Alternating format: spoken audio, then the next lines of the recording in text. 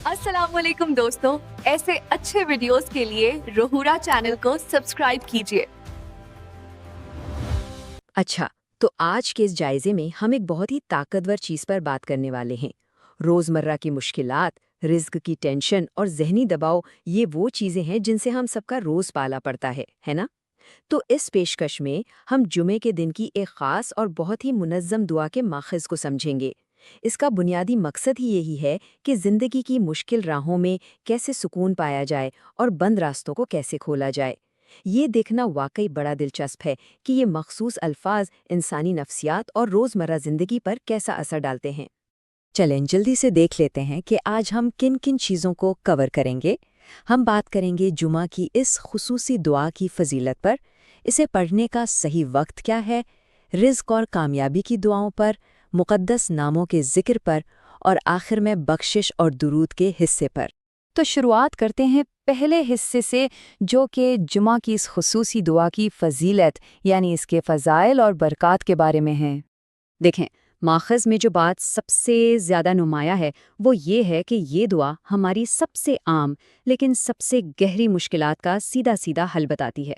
चाहे वो ख़त्म ना होने वाली माली परेशानियां हों, सर पर चढ़ा कर्ज हो, किसी बीमारी से शफा पाने की तड़प हो या फिर बेऔलादी का दुख, ये कलिमात इन तमाम इंसानी ज़रूरियातों को मुकम्मल तौर पर कवर करते हैं।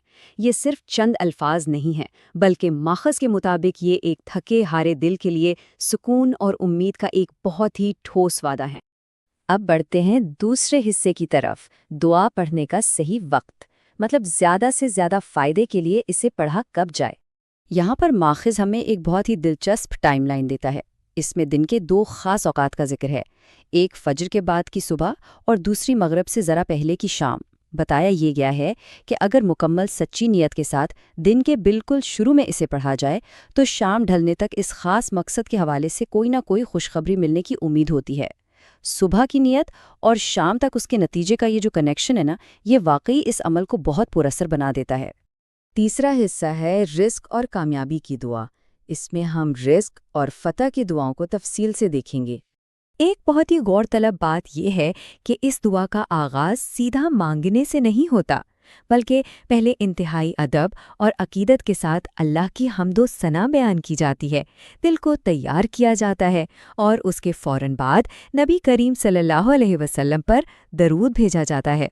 अगर इसे समझा जाए तो ये बिल्कुल ऐसा ही है जैसे गुजारिश पेश करने से पहले कबूलियत का एक बड़ा रूहानी दरवाज़ा खोला जा रहा हो। और फिर हम आते हैं इस दुआ के बिल्कुल दिल की तरफ, या फत्ताह हो या रज़्ज़ाक। यहाँ पर एक बहुत ही ज़बरदस्त लिसानी नुक्ता है।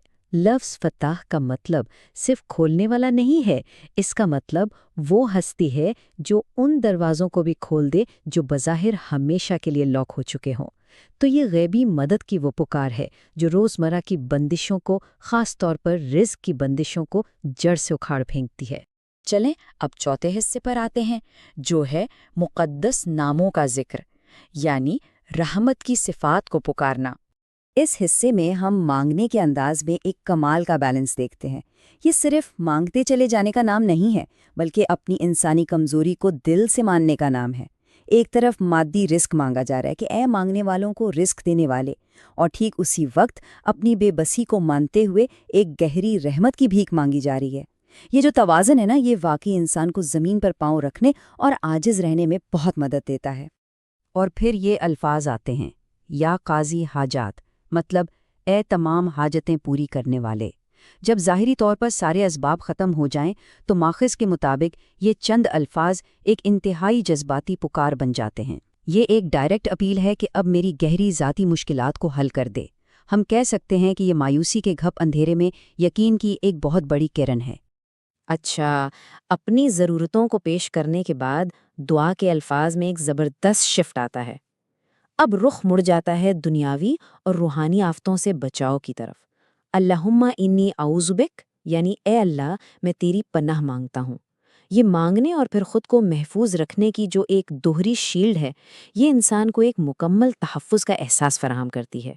अब हम पहुँच गए हैं अपने पांचवें और आखिरी हिस्से पर, बख्शिश की तलब और दुरूद, पाकीज़गी और रहमतें, इस्तग़फ़ार यानी माफ़ी मांगना। یہ جو بار بار معافی مانگنے کی تکرار ہے، یہ دراصل ایک بہت ہی زبردست قسم کے نفسیاتی ریسیٹ کا کام کرتی ہے۔ یہ ذہن کو اندرونی بوجھ اور روزمرہ کی ٹینشن سے فری کر کے روح کو حتمی سکون کے لیے تیار کرتی ہے۔ اسے یوں سمجھا جا سکتا ہے کہ یہ ماضی کے بوجھ کو اتار پھینکنے کا ایک بہت ہی پریکٹیکل طریقہ ہے۔ اور ان کلمات میں ایک کمال کا پیراڈاکس یا تضاد چھپا ہے۔ ایمان کی یہ جو اعلانات ہیں، یہ دراصل یہ مانتے ہیں کہ انسان مکمل طور پر بے بس ہے اور اس کے پاس اپنی کوئی طاقت نہیں ہے۔ لیکن مزے کی بات یہ ہے کہ اپنی اس بے بسی کا سچا اقرار ہی انسان کو ایک عجیب سی ذہنی طاقت اور لچک دیتا ہے، جو ظاہر ہے دنیا کی کسی بھی مشکل کا مقابلہ کرنے کے لیے بہت ضروری ہے۔ اگر ہم اس کے اسٹرکچر کو دیکھیں تو دعا کا اختتام بالکل ویسے ہی ہوتا ہے جیسے آغاز ہوا تھا، یعنی درود و سلام پر۔ یہ دعا رزق، شفا اور حفاظت کی ان تمام ذاتی گزارشات کو ایک سمیٹ کر واپس آفاقی رحمت کے پیغام پر آ کے پوری ہوتی ہے۔ شروعات اور اختتام کی یہ یکسانیت اس پورے روحانی سفر کو ایک پرسکون دائرے میں مکمل کر دیتی ہے۔ تو آخر میں یہ سوچنے کی بات ہے کہ اس طرح کی ایک منظم روحانی مشق ہماری روزمرہ کی سوچ کو کتنا بدل سکتی ہے۔ کیا روزانہ صرف چند منٹ کی یہ توجہ دن بھر کی نہ ختم ہونے والی پریشانیوں کے سامنے ایک مضبوط ڈھال بن سکتی ہے؟ ماخوذ کا مطالعہ ہمیں یہی اہم سبق دیتا ہے کہ بعض اوقات حقیقی طاقت اور کامیابی جھکنے اور سچے دل سے مانگنے میں ہی چھپی ہوتی ہے۔